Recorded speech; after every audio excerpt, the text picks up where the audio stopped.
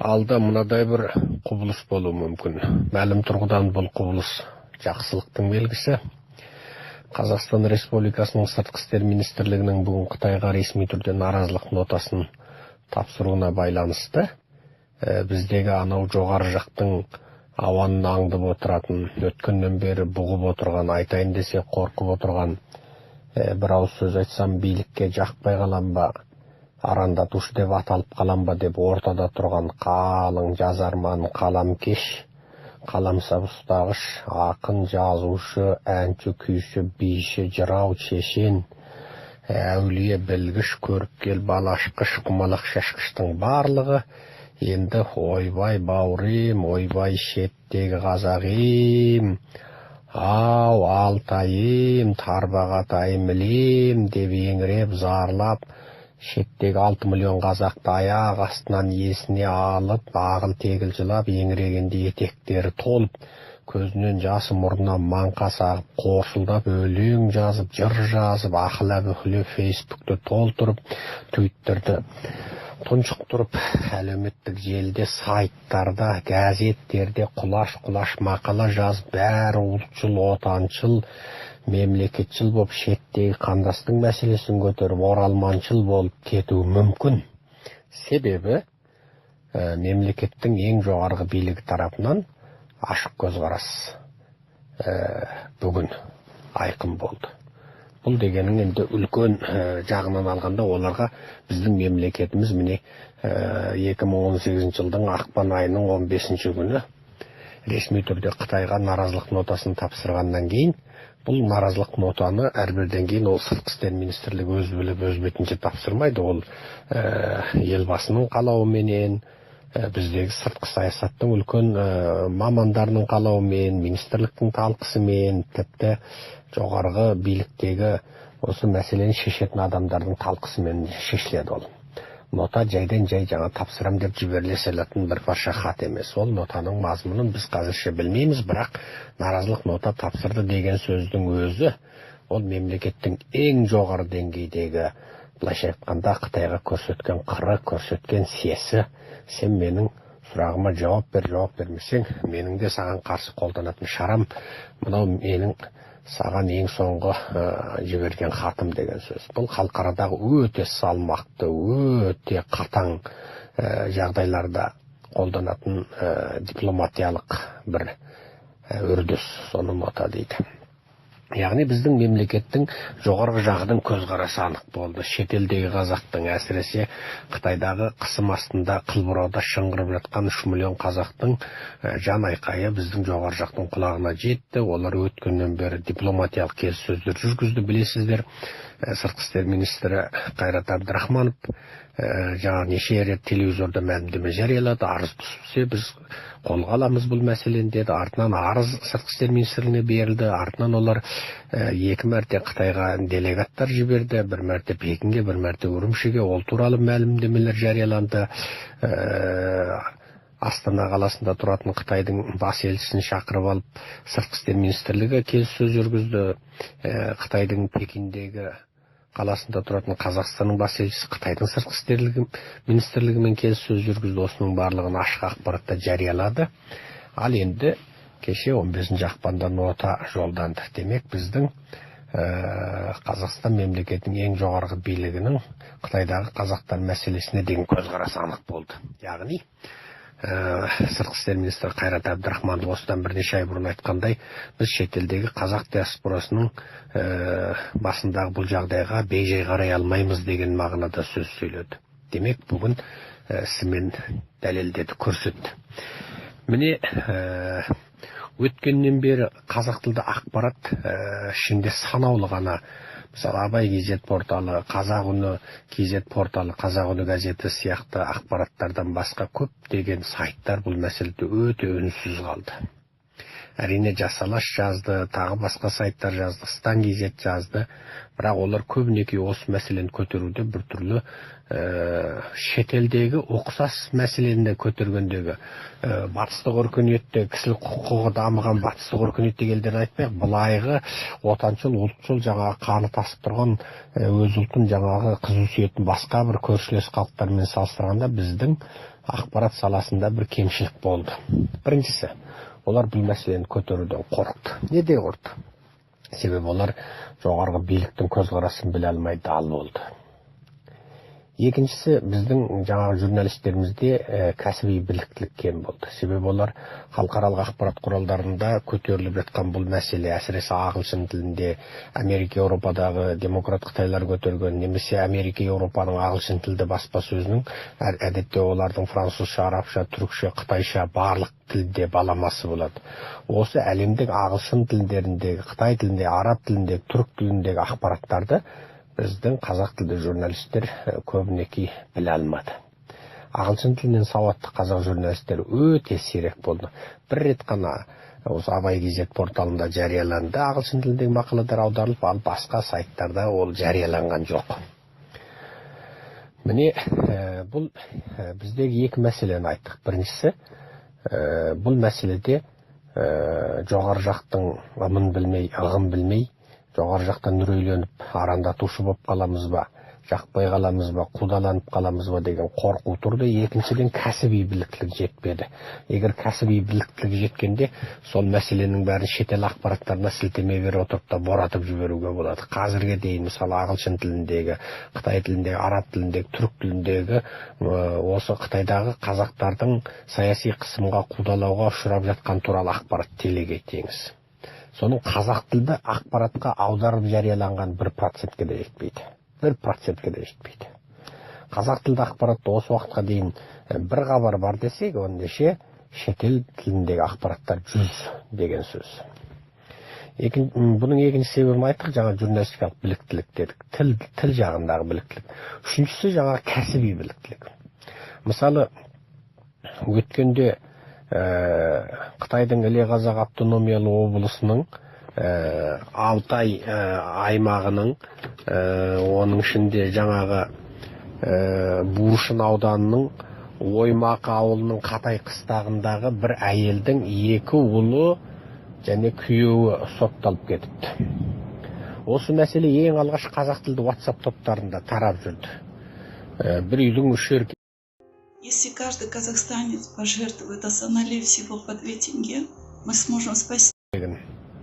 Тұтқындап кету деген ту баста осыдан көп уақыт бұрын бұл дүмпу қозғайтындай ақпарат болды. Сол жердегі жаңа қазақтар бұл мәселені кәдімгідей ірі мәселе қылып айтып жүр. Таныстары айтты, обал болыпты ол әйелге деді.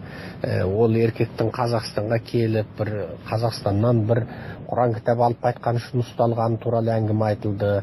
Одан кейін ол кісінің жаңағы анау 80 жылдарда Қытайда заңды баспадан шыққан бір кітапты өзі алып, сосын оған жаңа пайдаланушы бәлен деп жазып қойыпты. Сосын оны барып бір кісі алыпты. Сол кісі тұтқындалған кезде үйінен ана кітап шығып, ол кітапты атып тұрғаннан кейін ол кісіні тұтқындапты деді. Қысқасы неше түрлі ақпарат желіде есті. Ал осы ақпараттар ең соңында қай тілде шықты? Америкадағы шетел тіліндегі бір ақпаратта шықты. Жаңағы журналист қазақ тілін білмейді, шала біледі, өте шала біледі. Жаңағы анықтауыш телефондар, справочный телефондар арқылы анықтау оңай ғой. Интернет тұр. Іле Қазақ автономиялы облысын табады, Алтай аймағын табады, Буршын ауданы, Оймақы ауылын, Қатай қыстағын табады. Сөйтіп, Қатай қыстағының партия комитетінің секретарын табады. Оның бұрынғы секретарын табады. Екі секретар екі түрлі ақпарат береді. Бұрынғы секретар ол әйелдің ол екі ұлы ұсталған дейді. Күйеуі ұсталды. Күйеуі бұдан бұрын бір ұсталып, түрмеге кіріп шыққан, содан қайта ұсталды дейді. Ал жаңа секретар айтады, ол бір ғана емес, бізде ауылдан жаңағы 15 қазақ ұсталды дейді. Міне.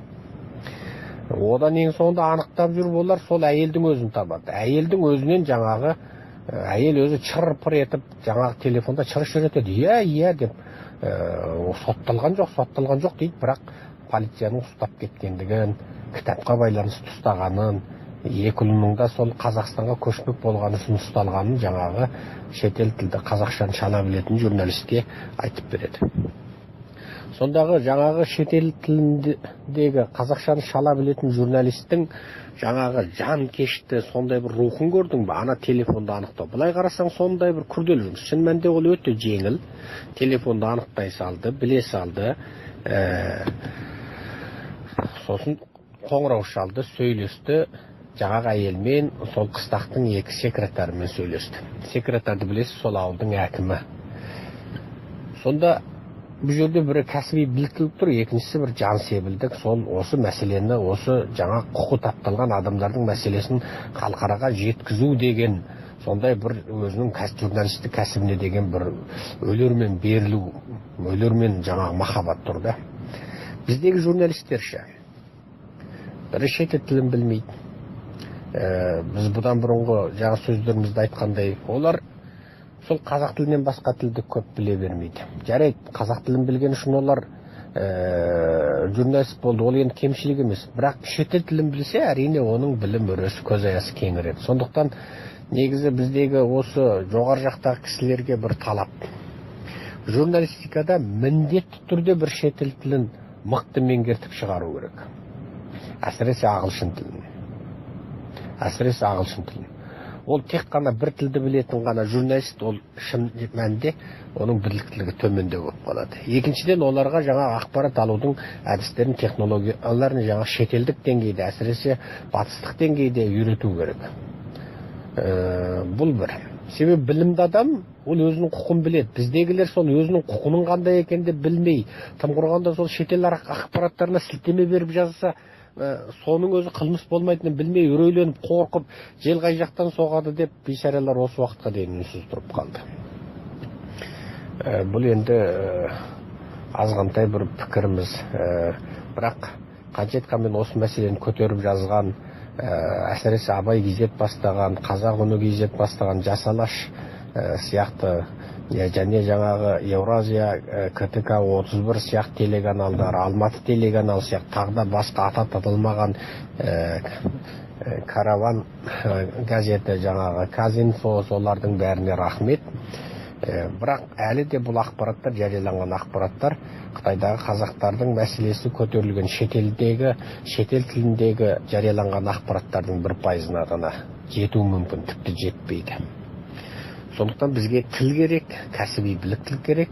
Осы ақпарат саласындағыларға бір өлермен, өз кәсібіне деген адалдықпен, өлермен махаббат керек. Ең қарапайымы, Алматы, Астана, осы екі ірі қаланың бәрінде қаптаған журналист бар. Бәрі қаламгер, бәрі мықты. Осы әлеуметтік мәселелерді жазса, Баян қатынды жазса, Төреғалиді жазса, анау тырқ етіпті, мынау бұрқ етіптінің бәрін жазса өлтіреді. Біреуді мысқылдап, ажуалап жазса өлтіреді. Бір әшейін бір жеңіл дүниелер жазса өлтіреді. Ал сол журналистеріміз осы Алматы мен Астананың айналасын аттап бассаң оралман. Кез келген оралманды тауып алып, соның үйіне барып, бір шайын ішіп, мұңын сұраш, жылап қой береді. Біреуінің ағасы, біреуінің әкесі, біреуінің шешесі, біреуінің қарындасы, біреуінің күйеуі, біреуінің баласы сонда сотталып жатыр. Не саяси үйрену дейтін лагерде, жабық жағдайдағы қамақханада қамалып жатыр. Немесе ең жеңілінің өзі паспортты тартып алып, мына жақта бала шағасы, ана жақта өзі қалып қалған. Не мына жақта баладар, ана жақта ата-анасы қалып қалған. Басын қоса алмай 1 жыл болды, зарлап еңіреп екі жақта жүрген қазақ жетеді. Мәселе соған біздің журналистеріміз, анау Қояндыға барсыншы, Астанадан 18 километр. Барып, кез келген оралманмен кездесіп, сөйлесіп, аға, көке, естісең, естігеніңді айт, көрсең, көргеніңді айт десінші, қайсы оралман оған сұхбат бермейді. Береді. Ал сұхбат ала алмадым, бәрі қорқады екен десе, бізбен хабарлассыншы. Міне мен телефоным 8747 063 9031. 8747 063 9031. Ал енді Алматының іргесін қара. Қаншама оралман тұр. Өткенде, мысалы Алматының іргесіндегі анау Байдыбек би ауылы, Рахат ауылы, Есік, Малабодың бәрін жаңа қыдырып отырып, сонда қиналған отбасыларға жаңағы азық түлік және ақшалай көмегімізді беріп қайт. Зарлап еңіреп отыр. Асыраушысы Қытайда қамауда, мына жақта жанын бағалмай, қиналып, қақаған аязда көмір ала алмай, баладарына дәрі ала алмай, азық түлік ала алмай отырған отбасылар деген қисапсыз көп. Соны біздің журналисттер, мысалы, егер пейілді болса, өзінің тілшілік кәсібіне адал болса, берілген болса, шеттегі қазақтың мұңын жаңағы мұңдағысы келген болса, бұл тек шеттегі қазаққа төнген қауіп емес, тұтас қазақ ұлтына төнген қауіп деп сезінетін болса, шынайы жүрегімен берілсе, сол журналисттер бізді зарлатпай-ақ, жылатпай-ақ, сол ауылдардағы әрбір оралманның үйіне кіріп шығуына болады. Барсын, әкімге барсын. Сен маған кез келген бір оралманның үйін тауып бер десін. Дұрыс па? Кез келген сұрап, оның нағашы, жиен, жездесін сұрасын. Сөйтіп жүріп жаңа мұқтаж отбасыларды таба алады. Олардың мұңын жаза алады, көтере алады. Мәселе сонда құлық пен ниет деген нәрседе тұр. Айналайын, бауырлар, қазақ сын айтса, ол өзім деген, бауыр дегеніне сын айтады. Базынанда сол бауырын айтады. Жауына сын айтпайды, жауына қарғыс айтады. Сондықтан өзіміз көргесін айттық. Мынау мәселеге енді мемлекеттің көзқарасы белгілі болды. Жоғарғы билік Қытайға ресми түрден ота тапсырды, міне 15 ақпанда 2018 жылы. Ол деген сөз сырттағы қазақтың мәселесіне біздің мемлекет өте жоғары деңгейде араласты деген сөз. Ол нота тапсыру деген сөз өте үлкен деңгейде көтеру деген сөз. Сондықтан мынау енді біздің осы сайт ұстаған бауырлар, қалам ұстаған бауырлар енді осы жалпы мемлекетімізде қордаланып қалған осы мәселені ары қарай жүйелі түрде көтерсе екен. Тіпті академиялық деңгейде жазса екен. Мысалы, Қазақстан азаматы әйел 3 баласымен отыр, 3 баласы да Қазақстан азаматы, ал күйеуі Қытайда тұтқындалып отыр. Осы мәселе неге Қазақстанның мәселесі емес? Халықаралық конвенцияларда отбасы мүшелерін біріктіру деген бап бар. Біріккен ұлттар ұйымының жарғыларында бар. Бұл енді екі елдің ортасындағы жарғыларда да, келісімдерде де бар. Осыны жүйелі түрде көтерейік, бауырлар. Жаңағы шетел тіліндегі ақпараттарды аудару туралы көмек керек болса, онда жоғарыдағы телефонға хабарласыңыз. Кез келген ақпаратты аударып бере аламыз. Бізде жаңағы ағылшын тілін шемішкедей шағатын, қытайшаны суша сапыратын, түркшені тіліп түсетін, арабшаның жаңағы айызын қандыратын мамандар, жастар жетеді.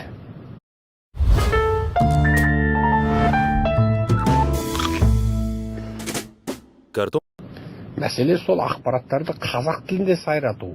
Тіпті қазақ халқына, жай Бұқараға, Барахолканың базарында шай сатып жүрген апаға дейін, Астанада аязда дірілдеп отырған ағаға дейін соның бәрін жеткізу керек, білдіру керек. Мынау шеттегі қазақтың мәселесі жай ғана шеттегі қазақтың мәселесі ғана емес, ол тұтас Алаш баласының жаңағы мәселесі екенін білу керек. Ертең біз мына мемлекет аман сақтап қаламыз ба? Ол Қытайдың не қылған қитұрқы қыры? Кімге көрсетіп отқан қыры? Мына қазақтың сұраушысы, жоқтаушысы жоқ дегені ме? Жоқ әлде біздің мемлекеттік саясатымыз болған көші-қон саясатына деген наразылығы ма? Жоқ, оларға әлде адам керек пе екен? 1,5 миллиард болып аузы-мұрнынан тасып отырғанына қарамай 3 миллион қазақты неге жібермей отыр? Бұның ар жағында не сұмдық жатыр? Осының бәрін зерделеу керек. Әрбір жылаған, көзде жасы көкірегінде мұң жатқан қазақтың жаңағы барып қалын білу керек, шерменде көңілді жібіту керек. Міне бұл біздің азаматтығымыз болар еді. Ендеше бауырлар, қарындастар, артық айтса ғайыпқа бұйырмаңыздар. Сол мәселені жүйелі түрде көтеретін кез келді. Енді жаппай сол мәселені көтерейік. Кімге ақпарат керек бізбен хабарлассын, кім бұны зерттегісі келеді, мейлі академиялық деңгейде зерттесін, мейлі шетелдік ақпараттар бойынша зерттесін.